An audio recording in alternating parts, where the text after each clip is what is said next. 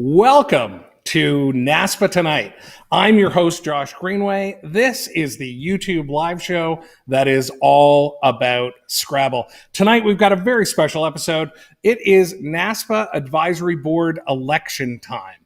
I myself have sat on the advisory board for NASPA for 5 years, and I'm here to tell you that the advisory board is a great place to be if you want to volunteer and work with NASPA to try to improve things within Scrabble.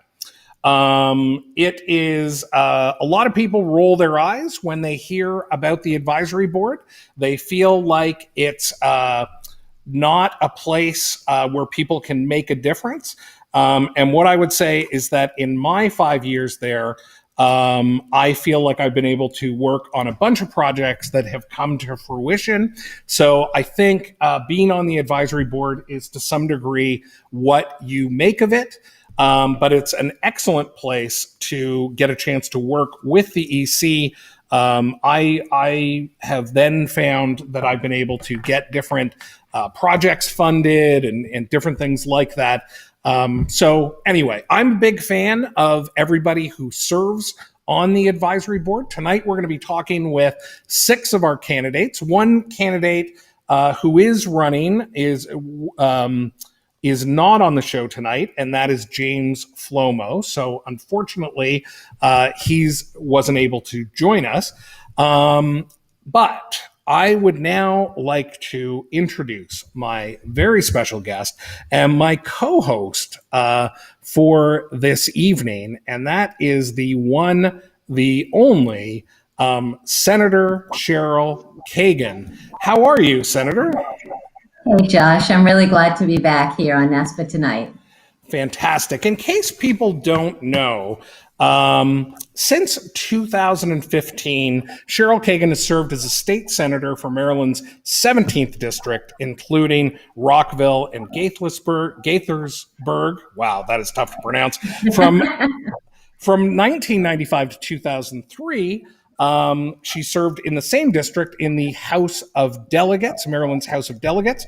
And all told, the senator has won 4 elections and is here tonight as an expert in campaigning and winning elections. And she can hopefully impart some tips to our candidates tonight. I'd also like to point out very quickly, I'll get right to you, Senator. I'd like to point out some of Senator Kagan's legislative achievements in 2019, so you know what her bona fides are. Senator Kagan has been a strong advocate for what is called Next Generation 911, passing, among other bills this year, the Saving Lives by Updating Our 911 Systems, protecting crime victims, and the very creatively named Supporting Our First Responders. I really enjoyed that. In addition, Senator Kagan was successful in passing the nation's first statewide ban on harmful polystyrene or styrofoam food and beverage containers. And also, interesting for these times, I think, Senator Kagan partnered with Police Chief Tom Manger to pass her Freedom to Serve legislation, which will diversify police departments by allowing legal permanent residents who have been honorably discharged from the military with the opportunity to become police officers. Did I get anything wrong? That was awesome. Good job, Josh.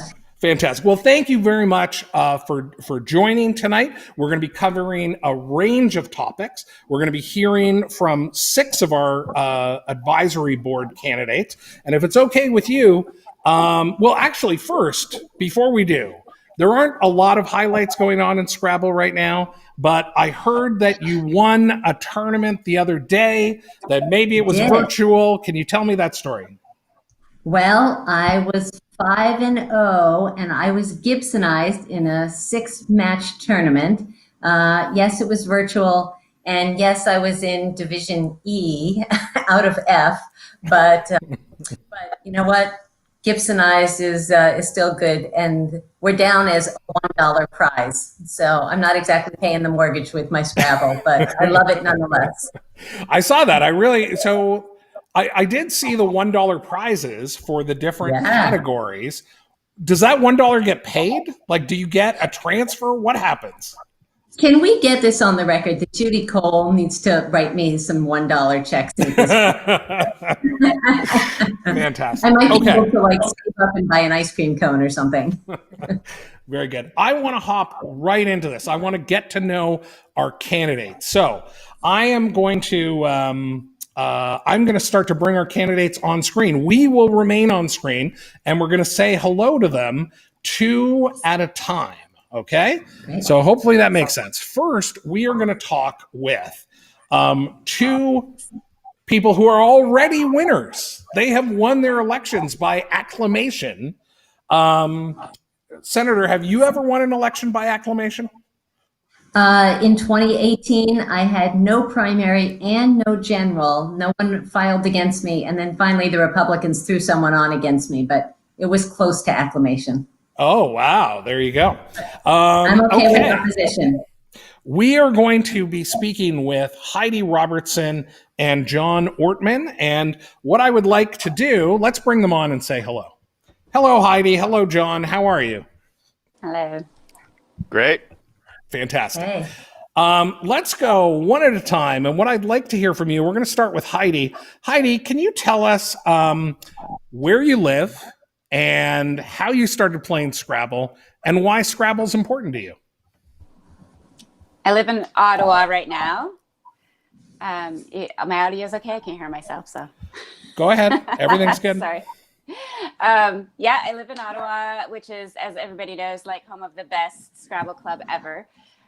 So get to learn a lot with all the grandmasters that play here and live here. Started Scrabble.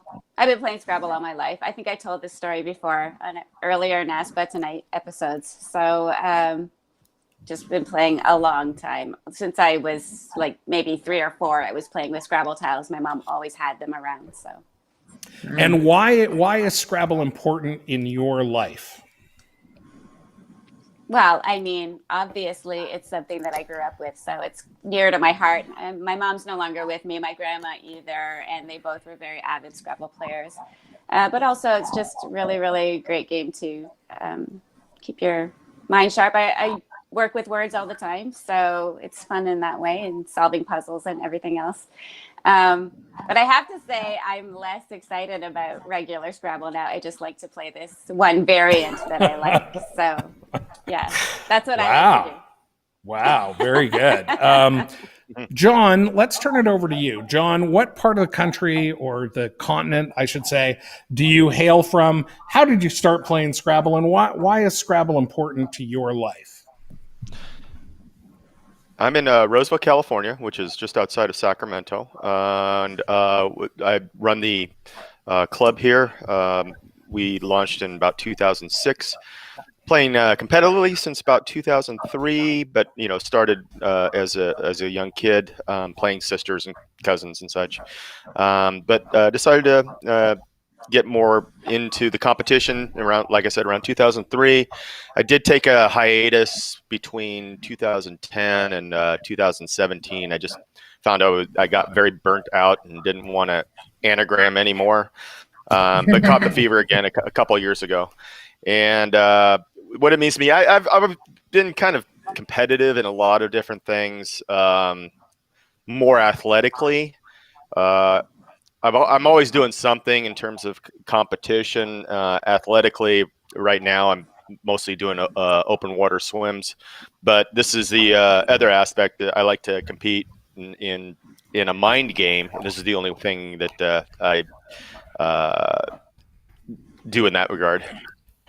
Very good. Thank you. So, number one, I want to say congratulations to the two of you.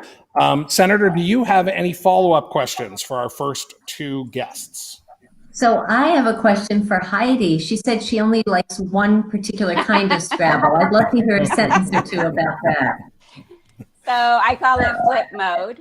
And it's basically you get to turn over any one tile on your rack every move, unless you have a natural blank, right? So it's all bingos and playing offensively, and I just love it. It's really good for blank bingo practice. Yeah. But it's also just like way more fun. You have so many options, right? You could turn any one of those tiles every single turn, and it just yields so many more fun words. So yeah, it's my favorite. That's awesome. And old Bo and I used to play pick up blanks. So if you had a real L and there's a blank on the board, you could replace it, you know, and Yeah. for their lifetime. Yeah, that's fun too. I've got a follow-up question for John. John, are we all doing it wrong by not living in California? Is California the greatest place to live in the world? Can you give us your thoughts on that? Well, okay, so it was interesting. There was a rank, one of those rank things that came out, and California ended up on 47th. And they showed the criteria. They showed the criteria, in terms of like education and economic opportunity and all those other things. The thing they didn't put on there was the weather. The only reason people live in California is the weather. If weather's important to you, yeah, you're losing out. Okay, we're going to now introduce two more candidates, and we are going to go now to the Midwest, the heartland of America, and we are going to talk with the two candidates from that region. Now, one thing about the Midwest is sometimes the internet is not always great. So I think the internet is a little better for one of our candidates than the other, but we're just going to see how we can do here, Senator. I want to introduce now the two candidates vying to represent the Midwest on NASPA's advisory board. We have Dan Stock and Paul Wood. How are we doing, gentlemen? Hello, nice to see you. Great, thanks. Very good. So let's first go to Dan. Dan, can you tell us how you first started playing, or where you're from, how you first started playing Scrabble, and how Scrabble is important to your life? So I'm from Medina, Ohio, suburb of Cleveland. I've been playing tournament Scrabble for 25 years now. Started, by playing against my brother and wanting to get better against him. I was a house husband in the mid-90s and had a little bit of time when all my daughters were in school, and I decided to study Scrabble and get a little better at it. Since that time, I've become a NASPA recognized expert. I've become a director. I direct 2 clubs in the Cleveland area.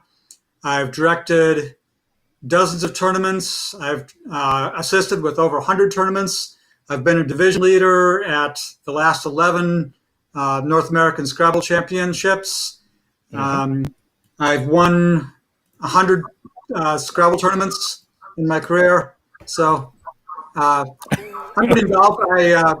I got divorced in 2000, and when I was looking for a new partner, I went on Match.com. My name was Scrabbling Dad, because I figured if the person couldn't put up with my Scrabble or couldn't put up with the fact I was a father of 3 daughters, they wouldn't be the right person.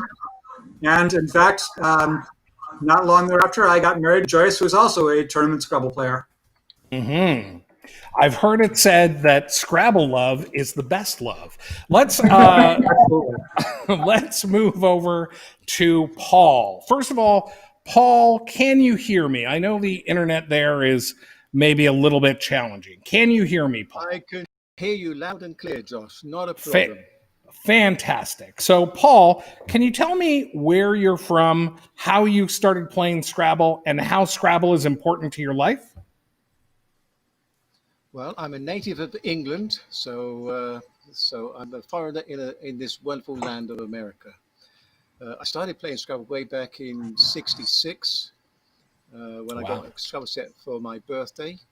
I was very fortunate in the early '70s. I took part in the national championships in England.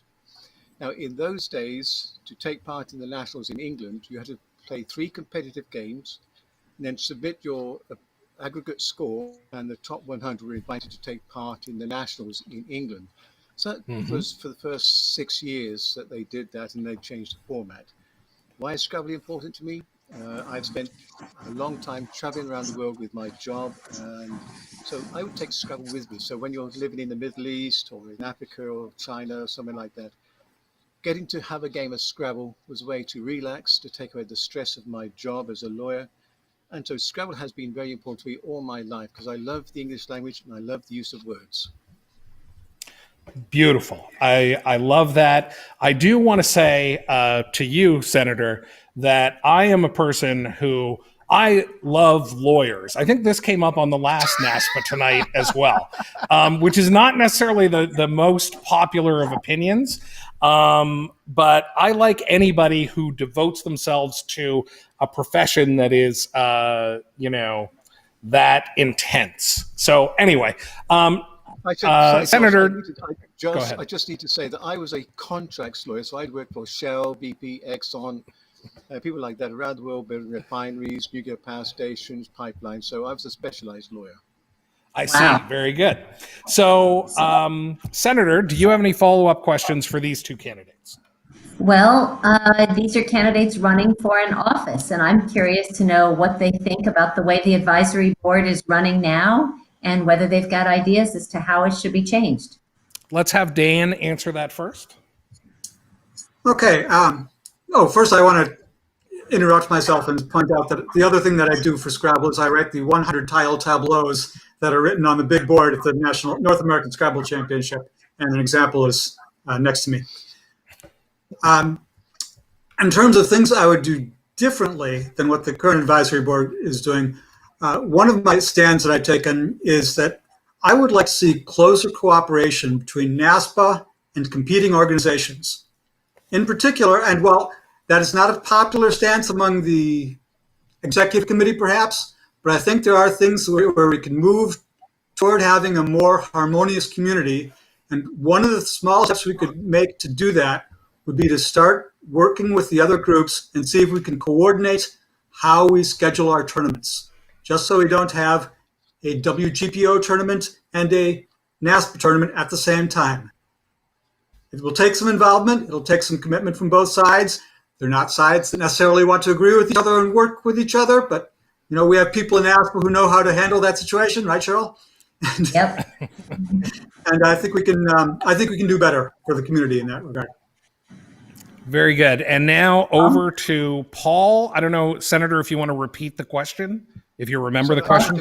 I did hear the question. Okay, very good. Good. Two things. As I come from England, of course, in England we use Chambers Dictionary, and in the Chambers Dictionary we do have some variations, certainly in the two-letter word category, which you do not use over here. So it would be nice if we could combine the dictionaries or have a combined list of all the acceptable two-letter words, both from England and from America.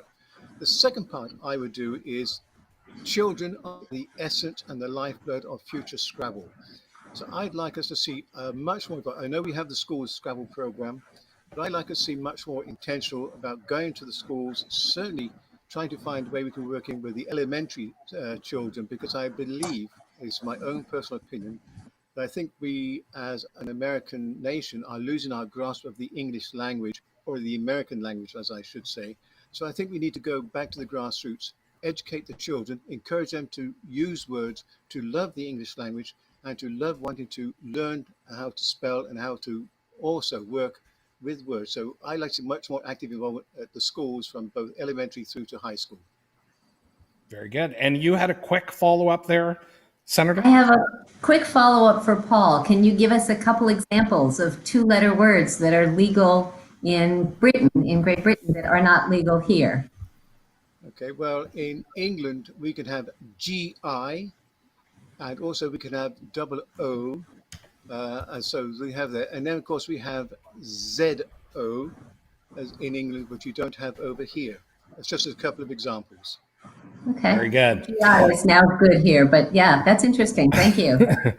Okay, now we are going to go to the Northeast. So we're going to be talking with two candidates from the Northeast. Let's Let me bring them in now. The Northeast is the area of the country that has the most Scrabble players.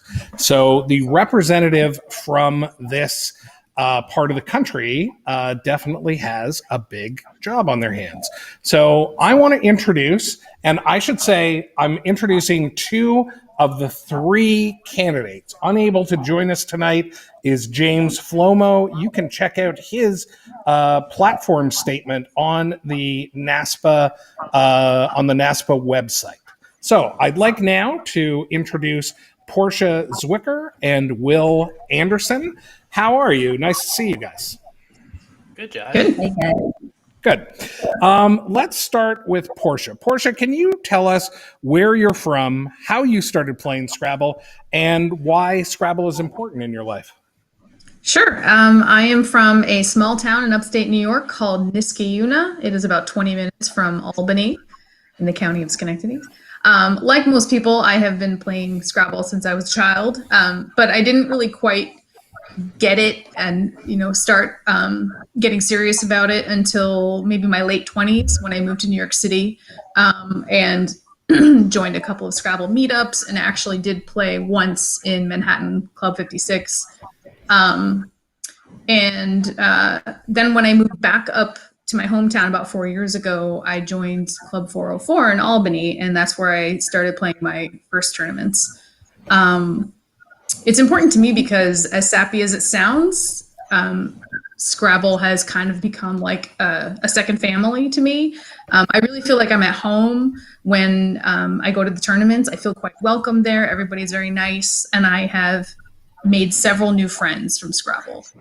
It's kind of my time from full-time job and being a mom. It's like the one thing I get to do for myself when I go to these tournaments. So in that way, it's very important to me. Fantastic. Will, nice to see you. Can you tell us where you hail from, when you started playing Scrabble, and why Scrabble is important to you? So first, I'll just say that I went to school at Union College in Schenectady, so it's kind So of did I. Portia's neck of the woods. Oh, is that so? Yes. All right, that's awesome. Yes, Yeah, awesome. I loved. My father teaches there. Wow, that is awesome. Yeah, I loved it there. Just wanted to make that connection while I'm thinking of it. I've been playing Scrabble for a little bit more than 10 years. Like other people have said, I grew up with it. My mom tried to introduce the game to me when I was probably between 8 and 10, and I hated it because I couldn't beat her, and I just didn't want to play for years and years. But thankfully, I gave it another try at, I don't know, I think 2009, and I've stuck with it ever since. It's been a really positive influence in my life. Fantastic. Did you answer why Scrabble is important in your life? Or was that a combo answer? Oh, it's I'm not sorry. important in my life. I'm just no. It's why is it important? It's just been a really, like I said, just to expand on the positive influence thing. I just think as hobbies go, you could do a lot worse. It's just it's been really good for my life to have this area where I feel like I can be improving and where I can be challenging myself to do better, meet other people who have similar interests, have similar mindsets, and enjoyment of competition without the toxicity that sometimes is a part of really intense competition. I feel like the Scrabble community hits that sweet spot. So yeah, it's important to me. I love the game. I love the community, and those are the main reasons, I suppose. Fantastic. And Senator, do you have a follow-up question for Portia? Oh, I was actually going to ask a question. Go ahead. Ask Will, and I will come up with a question for Portia. Oh, so my question. So first off, James Flomo hails from the DC area Scrabble Club. So I know James. He's a really nice guy, a very strong player. And yes, I have defeated him on occasion. He's really fast. For that. My question for you guys is, how important is it, you think, to being on the advisory board for you to be a top-notch Scrabble player? I mean, Will, you're one around. Portia, you're like someone who loves it and you're really, really good. Does that matter in order to be on the advisory board, to bring that level of expertise, or is there something else that you think is more important? So Well, who's taking this? Should we each give an answer? Or? Yeah, Yes, we'll get yeah, each one of you to give an answer. Who Yeah. who would like to go first? How about that? Rather than calling on somebody. Go I'll ahead. go ahead. Go ahead, Portia. Right, so I'm very aware that I'm up against Will Anderson, who I think is ranked number 1 right now. So no, it's not important that you're ranked highly. I'm I shocked think that you're saying that. just right. I'm just over 800 right now, which is like my record high. No, it doesn't. I think what matters is your love for the game and the love for the community, and I have both. So. Beautiful. Yeah, I would say that it matters only insofar as, in my opinion, the ideal advisory board would have a mixture of different types of players from different groups. You wouldn't want to see an advisory board composed only of super intense former champions, and so too you wouldn't want to see it composed just of people who are relatively new. I think the sweet spot is a mixture of both, and I fully support a really diverse advisory board in that way. Of course, many other ways that it could be diverse, but this is one, and I'm all for it if that's how the composition ends up. So Great. Two good Thank you. answers. Thank you. So we're now going to get to our first topic, which is a controversial topic for sure. So I want to talk with you, Senator, about this topic first, and then we're going to turn it over to the candidates. And when we go to the candidates, we're actually going to start in the Midwest, then Northeast, then our two winners already, for lack of a better term. So the question that we're going to talk about here, and this is a hot topic all over Scrabble Facebook, and that is, should we, or the question is this: what are your thoughts surrounding the idea that we about removing slurs from the NWL dictionary? So first I want to hear from you, Senator, if you're prepared, and then I have a few comments. I once played a word that I won't even say out loud against a teen player. And I was apologetic. His mother was there, but it was legal. I wanted to win the game. I played the word. And it was awkward. At the same time, this is about words, and I don't believe in censorship. I'm a civil libertarian, and I think if there's a word that offends and you choose not to play it, that's your choice. I played it. I won the game. So, and that is a very common opinion out there in Scrabble land. So I tend to lean the other way. Believe me, I take your point about censorship. I've read so many comments from all of you out in the community. I believe that even though many people believe that the act of removing those slurs would be meaningless to the greater context of the kind of the kind of headlines we're seeing today, I think that we can this is something. I really like the way someone talked about this on Facebook. They said, what if we took this to one word and we made the argument for or against the one word? You can imagine what I'm talking about. Yeah. And it's a pretty compelling case. So that word obviously has a lot of historical context. None of it is positive. And I think that we as Scrabble players can at least show some type of, what's the word? Sensitivity. Sensitivity, but that we can show some level of support to the people who are taking to the streets, to the people who are victims, all that kind of stuff. And to be honest, I think it's an important step, and it's something that I support. But I certainly respect the fact that there are different opinions on that. Go ahead. You want to say something? Just to be clear, we're talking about the N-word now, for those who are watching who may not be involved in this debate. So we are talking about, that's a good question. Let's frame up this question. Yeah. So we are talking I was talking, the word that I chose was the C word to a woman's body Yes. that I don't particularly care for. Yes. I figured that was, honestly, I figured that was the word without the explanation. So, Okay. and I think a number of people have experience of playing that word in particular to win and then being apologetic about it. So, what we were talking about is removing slurs. So words that specifically contain slur in the definition and do not, I believe, do not have an alternate definition that is like more common or something like that. So there's a subset of words that fit into this category. I'm not going to go through them all.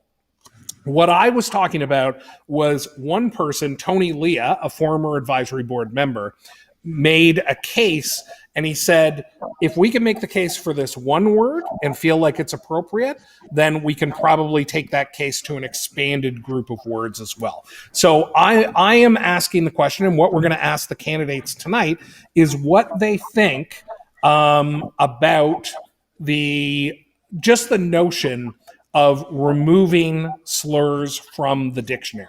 And there is no obviously right answer. Reasonable people can disagree. So I want to hear what people have to say about this issue. So I'd like to bring our candidates in on this. Like I said, we're going to go to the Midwest first. So I'm going to bring in Paul and Dan. And let's go to Paul first. Paul, hopefully you can hear me. What are your thoughts around the current debate regarding removing slurs from the dictionary? Well, I can hear you fine, Josh. As I said before, I come from England, where we pride ourselves on the use of the English language.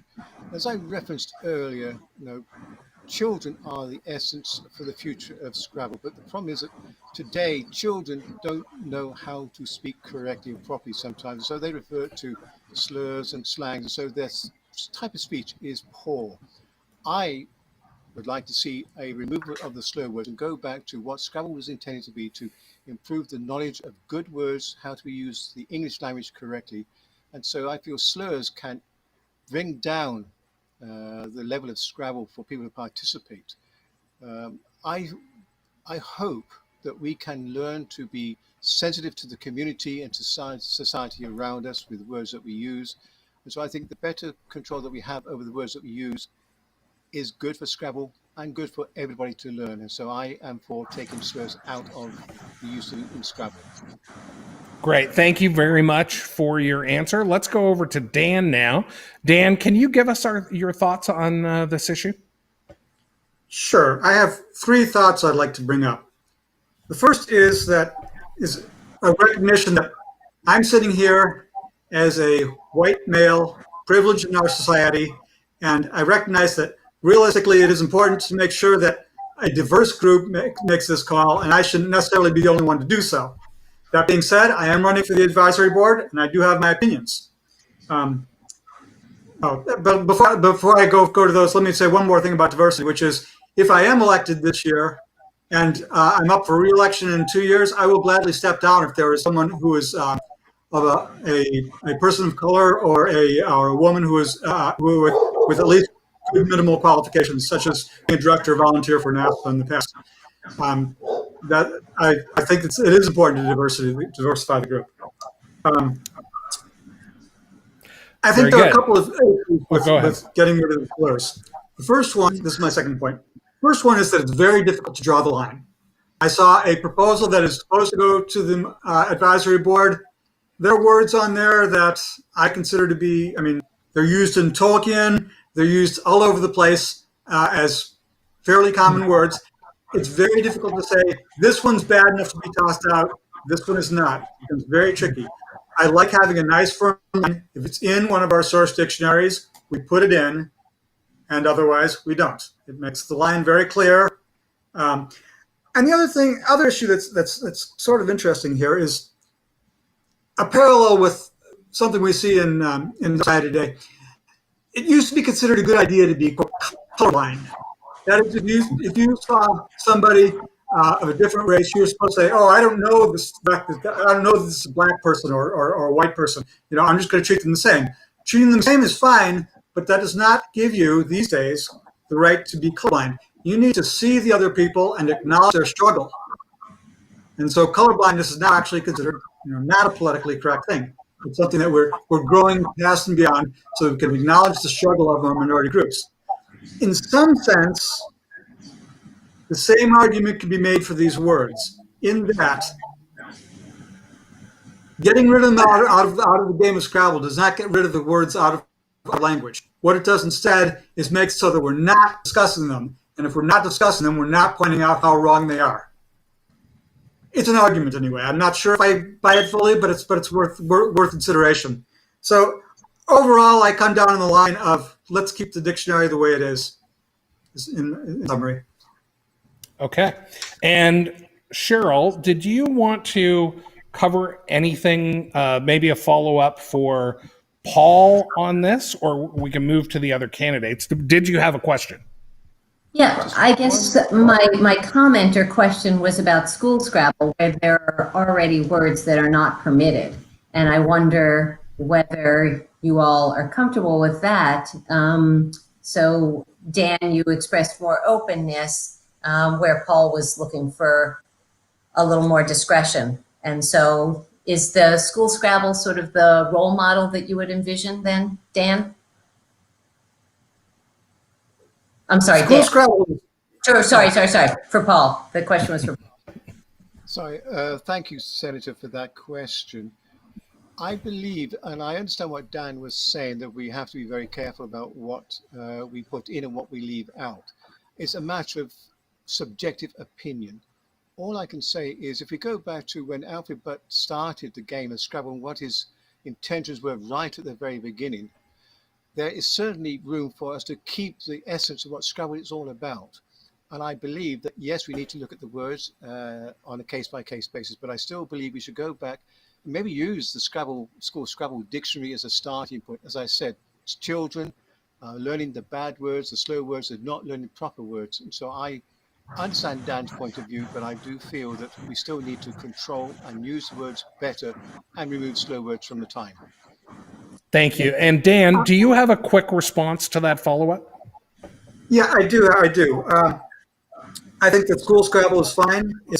I'm glad that they're using an age-appropriate dictionary, just as we have adult TV shows that are marked as adults. And I did see another interesting and good idea on Facebook, which was proposed by Paul Epstein, which is that perhaps when we are doing public Scrabble games, our live feeds, we should put a disclaimer in front of them, just as TV shows do before there's a language advisory. Let's put that up there. That strikes me as a good idea and a reasonable way to address the question.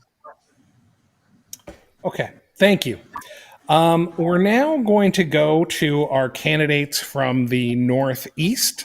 So I'm going to get ready to bring them on screen. I did want to add to my comments earlier, the word that I could not remember for the life of me was solidarity, that we could show some solidarity with larger movements that are happening in society today by taking this action. And I certainly recognize the argument when people say removing these words doesn't remove what they stand for or their place in society. I've also seen the argument that obviously we could be taking other steps, and I don't think that is, and by other steps meaning things like funding, the ACLU, BLM, things like that. And I don't think those ideas are mutually exclusive. I think we could ultimately do both as a community. Okay, I just wanted to clarify my statements there. In the meantime, we are going to bring on our Northeast candidates, minus James, and we are going to start this time with Will. Will, can you give us your thoughts on the current debate around removing slurs from the dictionary? It's the funny thing is I was actually interviewed about this by the Philly Inquirer like almost a year ago, and my general comments to them at the time was it's just a mess with no great answers. We just heard Dan give some solid defenses of why the dictionary should be kept the way it is. Really, this is the sort of thing that I think I might be more inclined to sort of turn this over to the player base at large and just see what the majority of people think about this. It really is an issue with valid viewpoints on both sides, and I think if there were a skew in the membership towards one of the two, I think that would be the one that I would favor, just because that would make the most people more comfortable with the dictionary. Another anecdote is that even though the school children are not allowed to play racial slurs, I'm the commentator for those events, and there was a time where one of the kids, not knowing the definition of the word, played a slur, and we just had to try not to mention it on air. And thankfully, they then hooked the slur to make it not a naughty word. So even when you're trying to erase it, it's not really possible, especially with the way we play, where definitions sometimes take a back seat to just simply knowing the word is in the dictionary. So it is a thorny problem. I guess I would sort of defer to the wisdom of the crowd. Okay. And Portia, what are your thoughts on the matter? Right. So I saw this post in the NASPA Concerns group, and there are over 100 comments. There's something like 137 comments, and I probably read about 95% of the comments. And I'd see an argument from one side and think, oh, wow, that's really good. And then I'd read an argument for the other side and think, well, that's a really good point too. And I did not know where I was going to stand on this. And then there was a comment that said that maybe we should look to the people who these slurs reference and ask them how they feel about it. I think the question we need to answer is, are there people who are not playing Scrabble because they're uncomfortable? If we remove these words, would more people be playing Scrabble? So I do agree with Will that this needs to be answered by the Scrabble community. I don't think I'm in a position to have an opinion really on this either, as somebody else mentioned. This never occurred to me, so clearly it doesn't affect me the way it's affecting some other people. So I think we should ask those people who have these strong feelings. Gotcha. And Senator, do you have any follow-ups here for our two candidates? I'm good. I think they both spoke. Okay. Thank you. Yes, two very thoughtful answers for sure. Yes. We are now going to go to our two, I want to say, I guess I'd just say winners. I want to say like our two... Members elect, board members elect. Thank you. Our two board members elect. That's what I want to do. And let's bring them in. Give me just 1 second. I do want to note one of our commenters, frequent guest, Joey the K. Kraftcheck, talks about how when he was in the School Scrabble Championship in 2007, he played a slur and they took it off the board because it was on ESPN.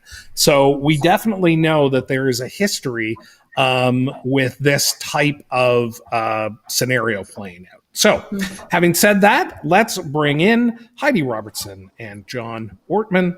And let's start with John. John, can you give us your thoughts on this current debate about removing slurs from the dictionary? Uh-oh, we can't hear you, John. Is there any chance you muted yourself? Now I think we might be able to. Try now. Go ahead. Okay. All right. This is one of those areas where it reminds me of my speech and debate days where I could argue strongly on both sides and not really have an opinion one way or the other. But I do feel strongly that there is one word we should eliminate, and that is the N word. Beyond that, I think it gets into, to me, that's far and beyond. Our society has basically said you can't even say the word. You can't even say the word when referring to the word. So I feel like we play in a mall, and I don't think I would play that word in the mall. I don't think I'd play that word in a tournament. So I feel like that word should be eliminated.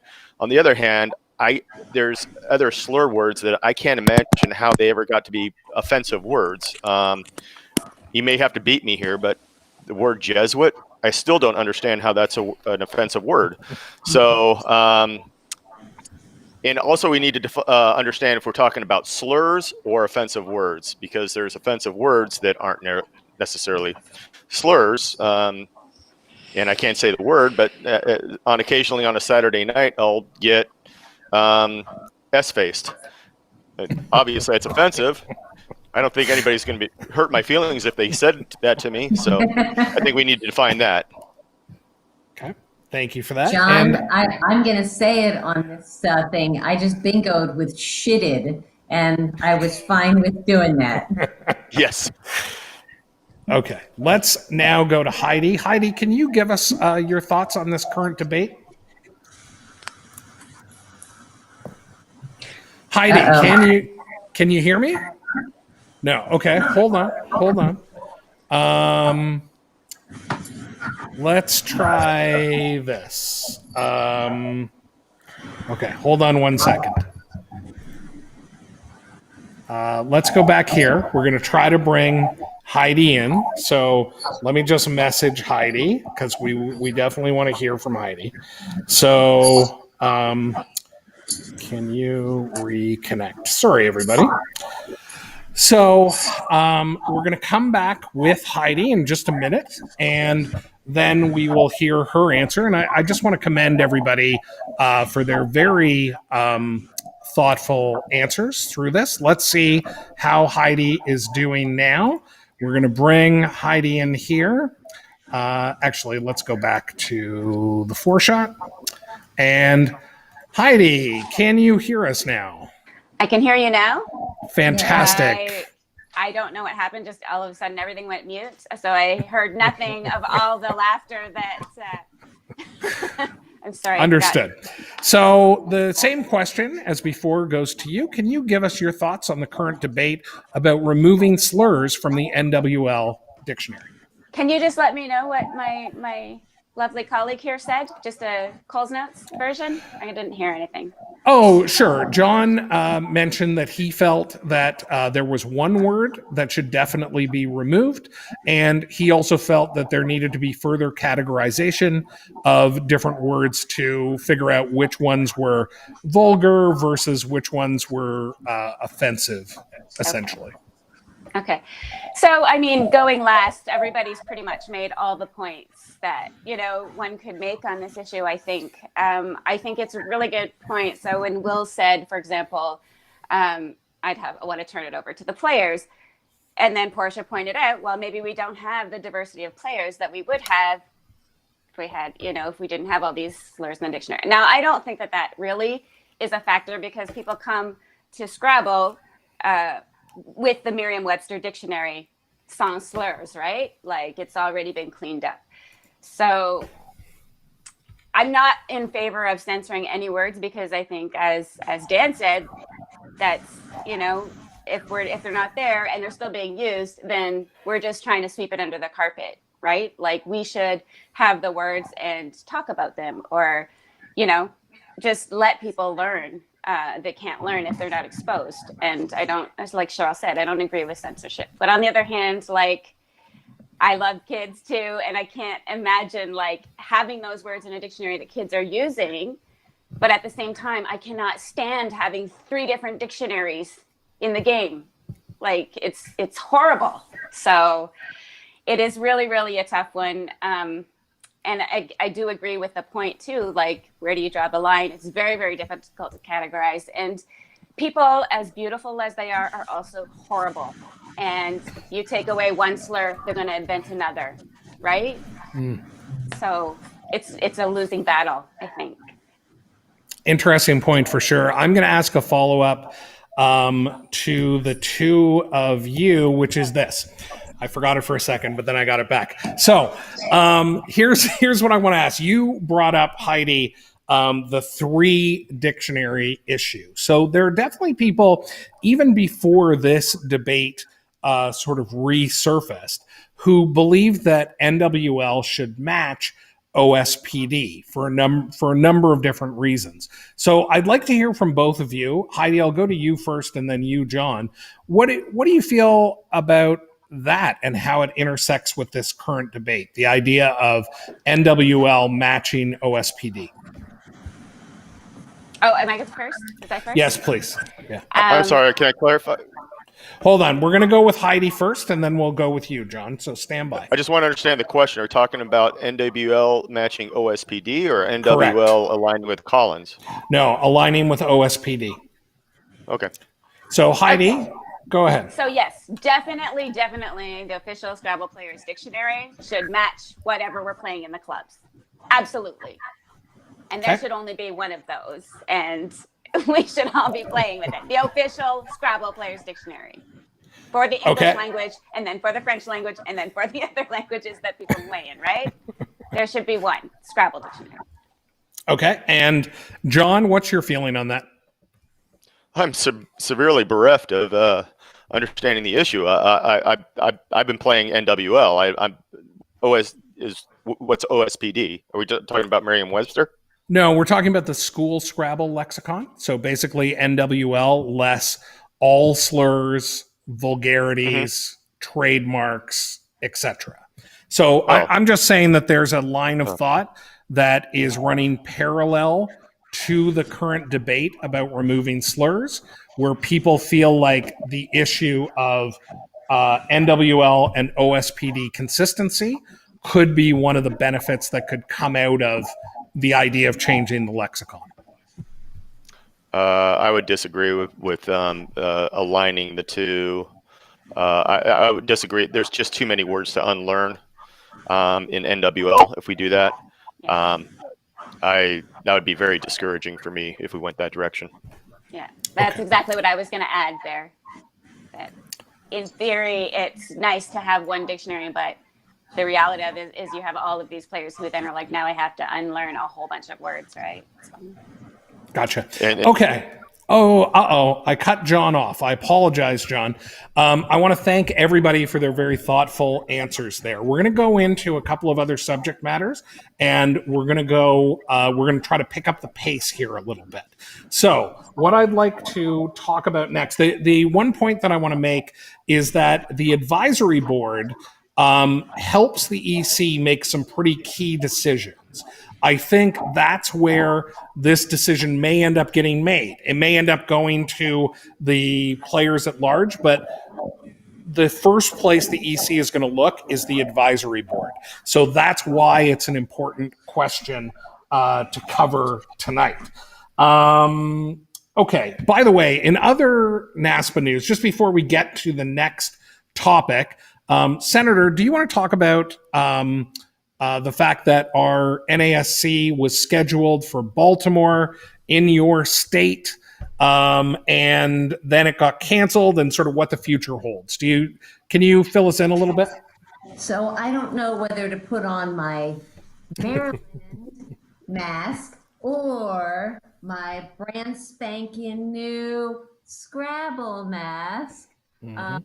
But Scrabble in the time of COVID was obviously problematic and challenging.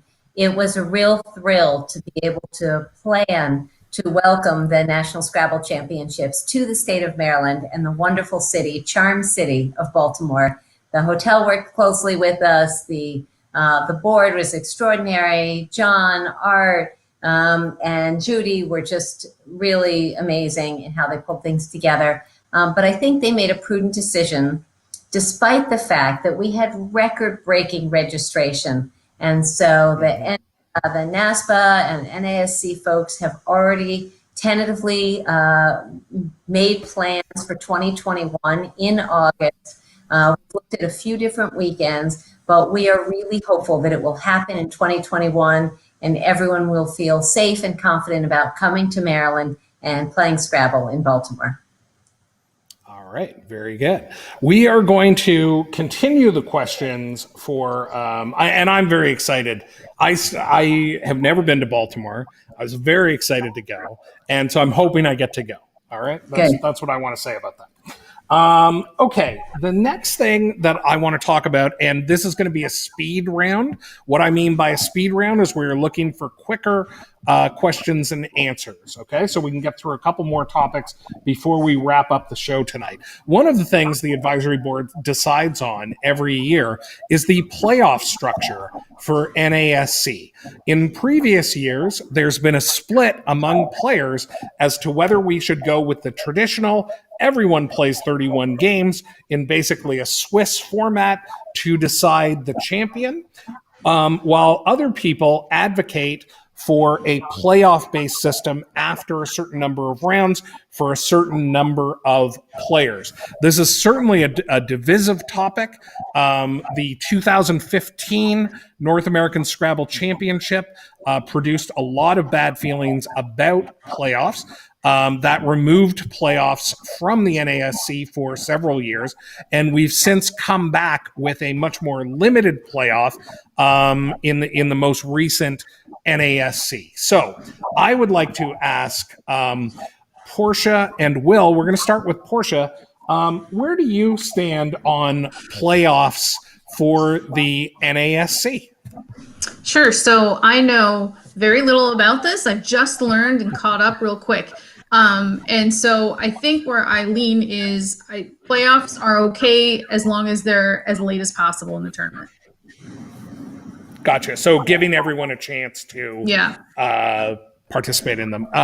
Will, why don't you talk about where you stand on playoffs? I believe you just missed the playoffs in the 2019 NASC. So I don't know if you have a personal experience with that format.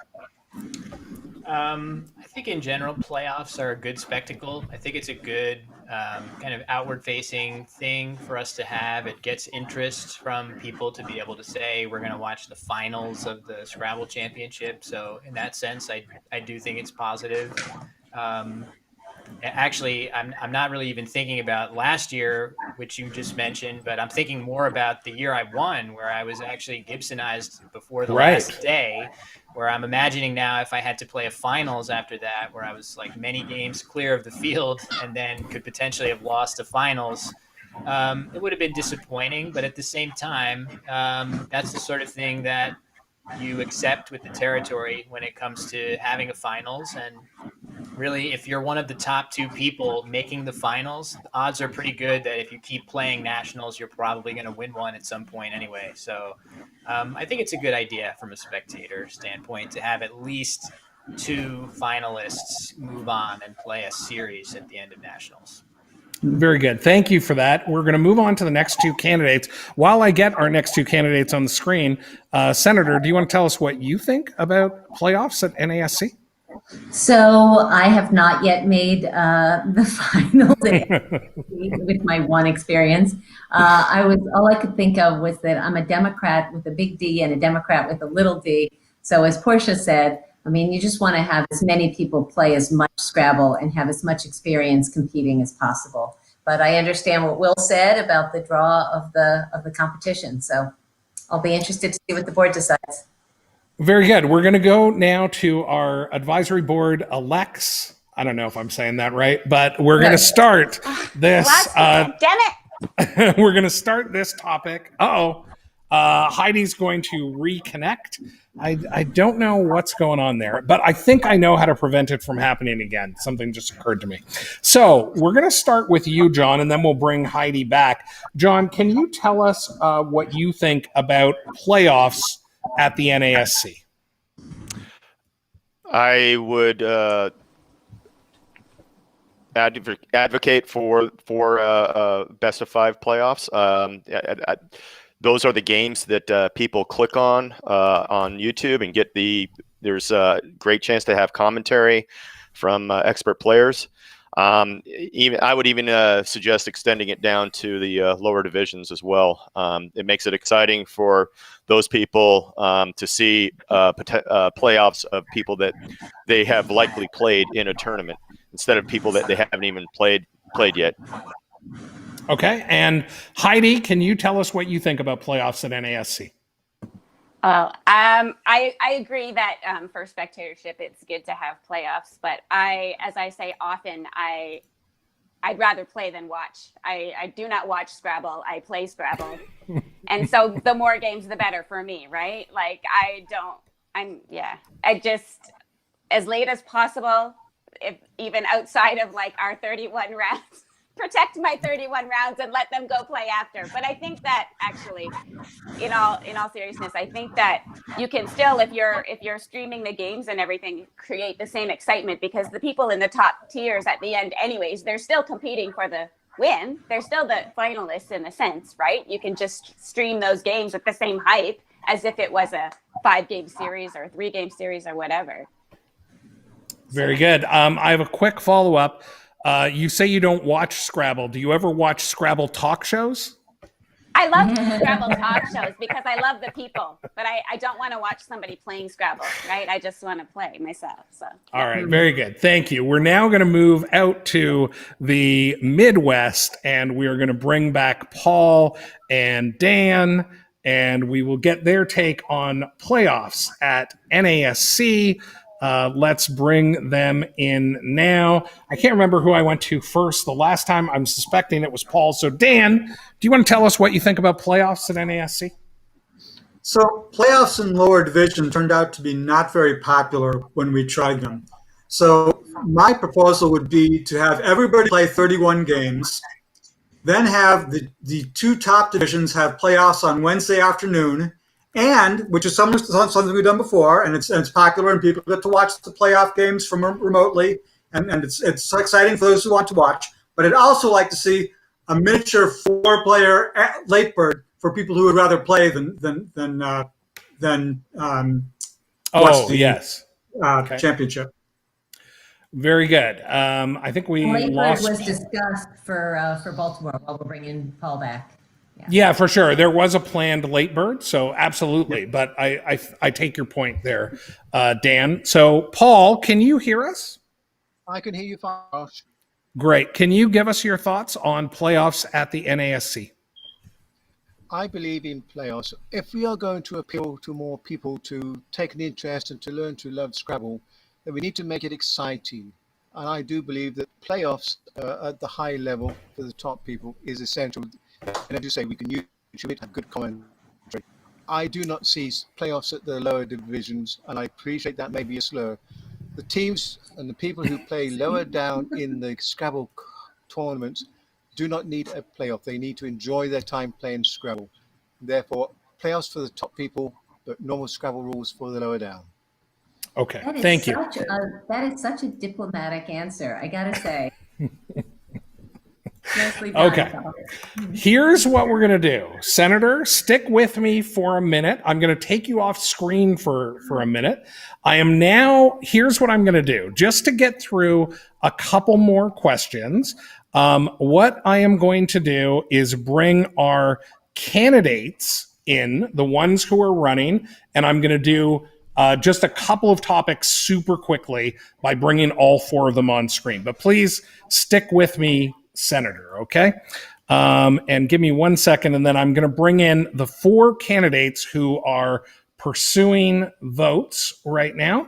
And let's bring them in, and then I will figure out what question I am going to ask. Here we go. So there are our 4 candidates in the Northwest in the Northeast and the Midwest.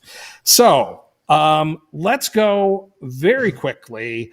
I want to know whether you have opinions on,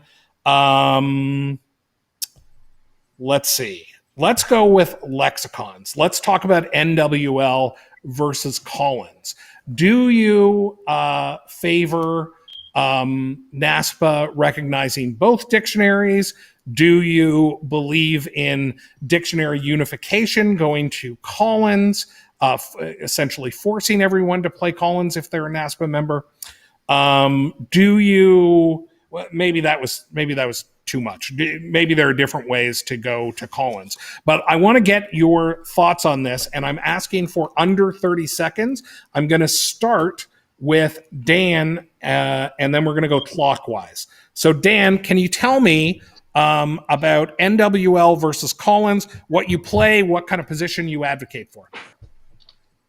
I play NWL. Collins is wonderful for those who can compete internationally and choose to do so, as well as for a limited number of players who prefer the much larger word list. However, I feel most NASPA players prefer the more compact and more familiar NWL lexicon. And so I feel the best approach is to continue to provide many opportunities to play both lexicons. Fantastic. Thank you. Paul, can you give me your thoughts on NWL versus CSW? Well, being an Englishman, I'd always go for chambers first and then the rest comes second. But in answer to your question, I do like Collins. I use Collins a lot. I think it's a good grounding for people who want to even start learning Scrabble. It's a good way to go. So I'm for Collins as the one going forward. But if we can get chambers, even better. All right. And Will, do you want to give us your thoughts on the subject? You're well known to play both lexicons. Yeah, I play both. I like switching back and forth. Selfishly, it's kind of a fun intellectual challenge for me to switch back and forth. But I think for the good of the game, there definitely needs to be unity under one lexicon. I really think it's kind of like a crisis mode that needs to be addressed, that there are two in frequent usage. We don't really have the size of community to sustain that. And I think momentum is in favor of Collins. Not that I love it as a lexicon. I just think the rest of the world's using it and we should join up. Thank you. And Portia, can you give us your thoughts on the two lexicons? Yeah, I'm an MWL player, and I agree with Dan that I think there should not be unification of the dictionaries. I actually did not even realize there were multiple lexicons or know there were multiple lexicons until I joined the Albany Club about 4 years ago. And met some Collins players there. I wouldn't stop playing if there were unification, but it is my preference to keep them apart. Very good. And now we're going to go in reverse. So I'm going to ask this question of Portia first, and then we'll go counterclockwise. So my question comes down to last year in 2019, the NASC and the WIGPO Word Cup were played over the exact same days. What I'm asking for is general thoughts here, what you thought about the fact that those two events were in conflict, and whether there's anything that you would do about that issue in the future. I'm looking for, and I know this is tough to do, I'm looking for 30 seconds or less on these answers. So Portia, can you talk about what your feeling is on major Scrabble events conflicting days and times? So I obviously wasn't part of planning of any of that, and I'm sure there was a lot that went into it and a lot of question that I wasn't privy to. So I don't know if this answer is going to be a good one, but I do think they should try to plan as best they can to keep them apart so that people who want to do both can do both. I don't see any reason why we can't do that with enough planning. So maybe there wasn't enough planning before. I just don't know the details. So. Very good. Thank you. And Will, why don't you tell us what you think about that situation where the two Scrabble championships were happened at the same time? Yeah, just would echo Portia that if at all possible, it'd be great to separate that. I know there's plenty of people, myself included, that I'll play NASPA events, I'll play other events, and it would be great to ensure that people can play as much Scrabble as they can, if that were possible. Thank you for that. And Paul, let's go to you next. What are your thoughts about those two events happening at the same time? Why should we cut our throats and try to have two competing competitions on the same time? We want the best players to be in each competition, so let's keep them separate. Why cut our throats and deny some of the best players the chance to play in both tournaments? Keep them separate. Thank you for that. And Dan, if you can give me your thoughts in 30 seconds or less, that'd be awesome. Well, of course, we want to keep them separate. I think we need to work toward planning our schedules in a way, our scheduling plans, so that we end up not only avoiding conflicts for the nationals, but also for other tournaments. And but as far as nationals goes, I'm kind of on the NASPA side for this one, because NASPA gives a pretty narrow window, 1 month, and they say when it's going to be, and somebody else and the other organization scheduled their tournament during that month. That's what happens. Okay, very good. Thank you for that.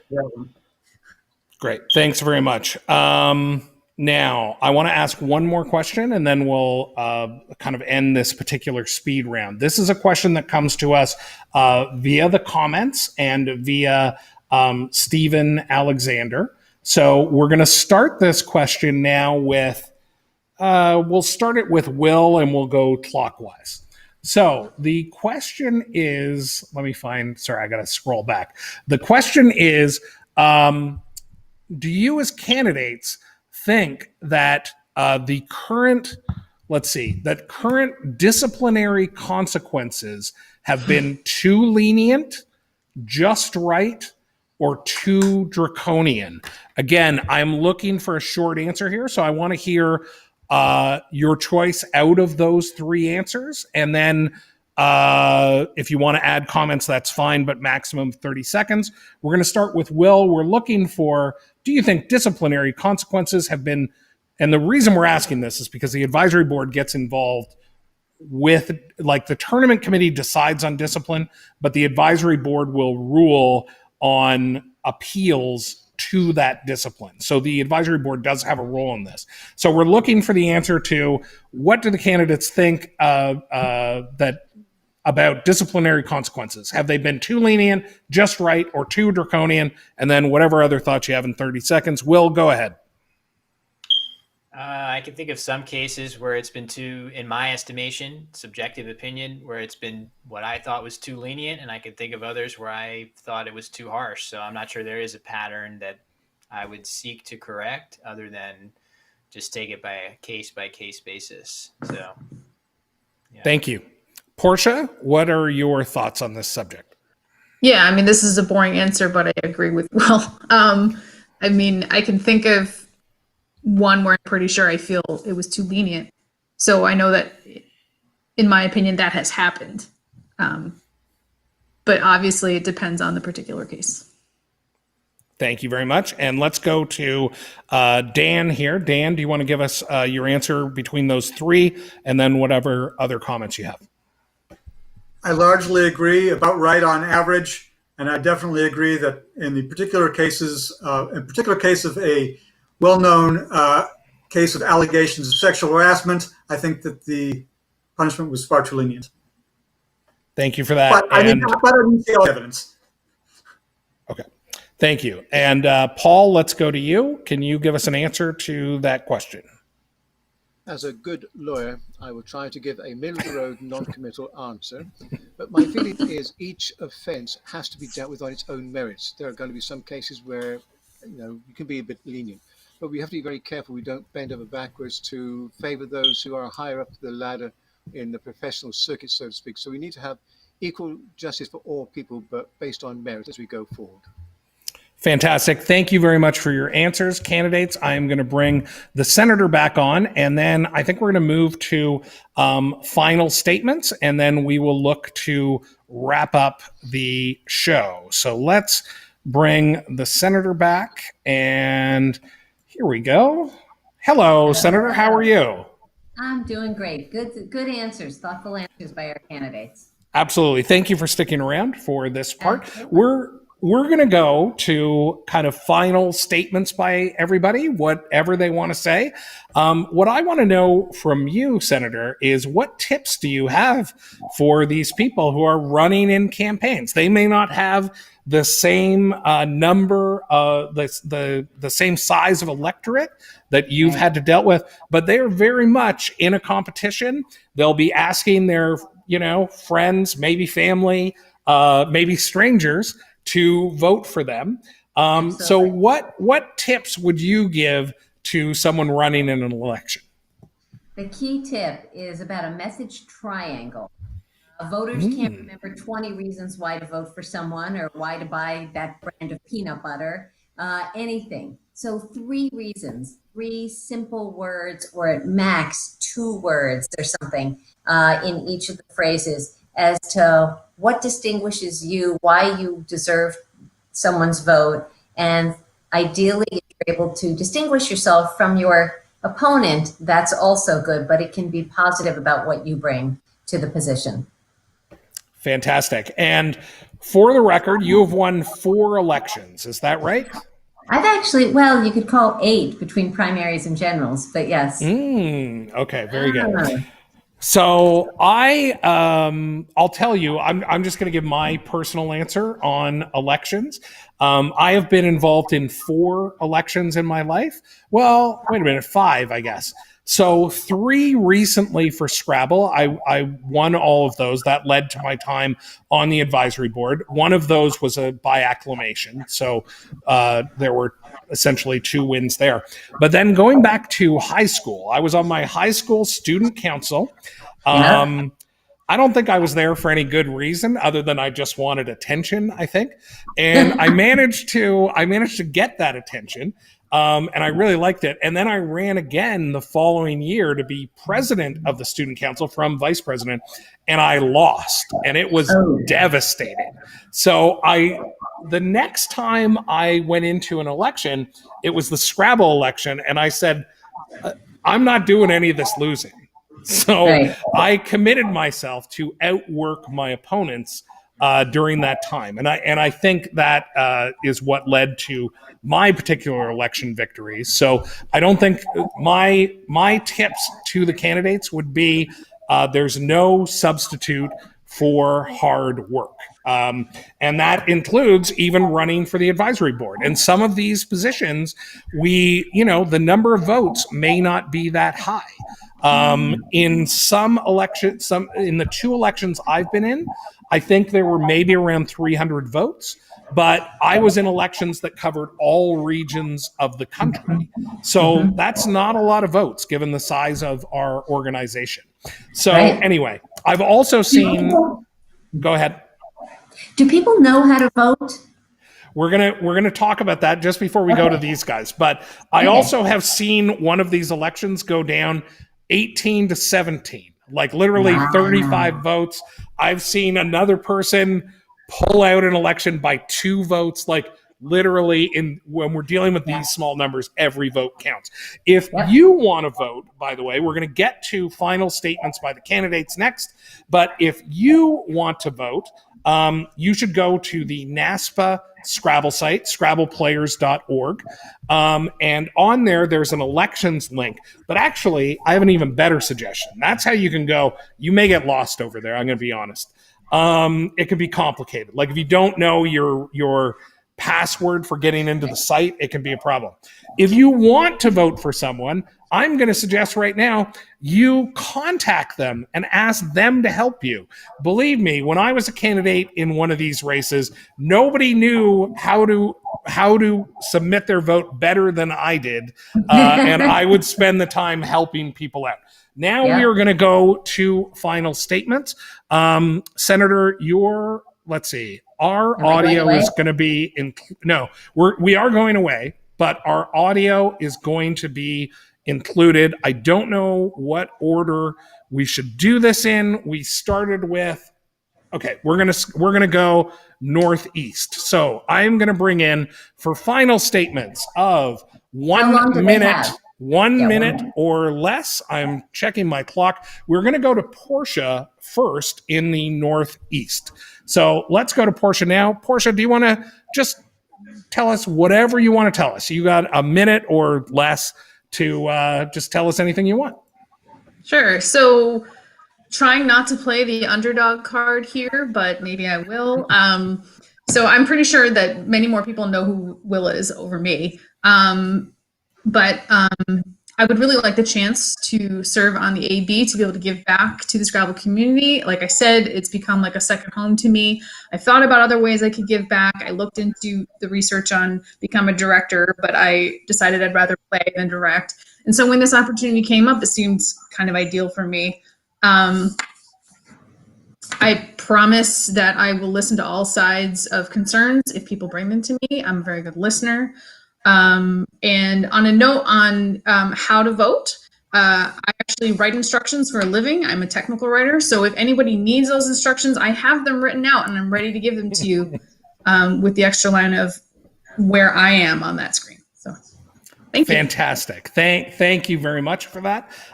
We are now going to go to Will. Oh, I also want to say something nice about each candidate. So, number one, Portia has been extremely helpful at some of the tournaments that we have in the Northeast, in Albany or Lake George, stuff like that, in terms of pursuing zero waste initiatives, making sure that we're composting, making sure that we're recycling. So I want to extend my thank you there. In the meantime, we are now going to go to Will.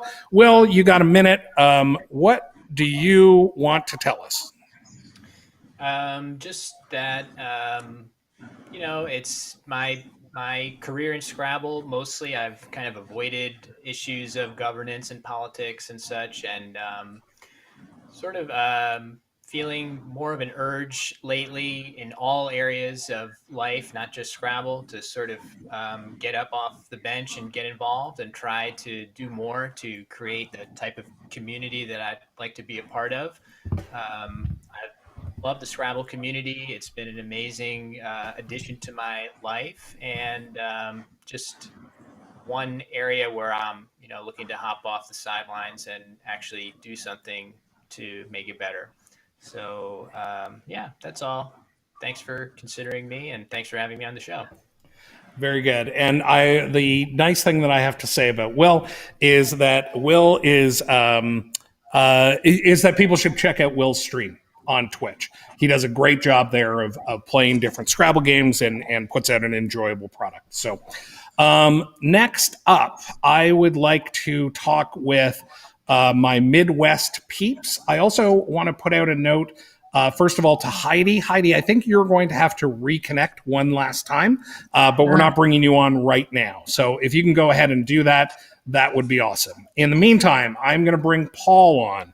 So, Paul, can you give us your kind of final thoughts? You've got a minute. Go ahead. Well, I want to thank you, Josh, for allowing me to come and be part of this forum this evening. I bring passion and commitment to Scrabble. I've been very fortunate to play Scrabble in foreign languages in different countries around the world. So I bring that sort of sense of uniqueness, I believe, to the board that would help us to understand how better to listen to the people at the bottom, the grassroots, as it were, to what their concerns are. And I see myself as a mediator between the membership at the grassroots and also the board and the EC. So my purpose would be to listen, to learn, to enable, and to support those who have a passion for Scrabble as I do. And hopefully I bring unique experiences from different parts of the world where they play Scrabble and have different ways of performing. And that's my statement. Thank you. Fantastic. Thank you very much. Everybody's doing such a nice job of coming in under 1 minute. I want to say something nice about Paul. I said it already, but I'm just going to say it again. I love lawyers. Okay. So the next person we are going to talk to is Dan. Dan, if you can give us a minute with your final statement, that would be awesome. Okay. I'd like to say, first of all, that my opponent is well qualified as well. However, he is more of a Collins Uniter type person. I'm more of an NWL person. Please vote your beliefs on that subject.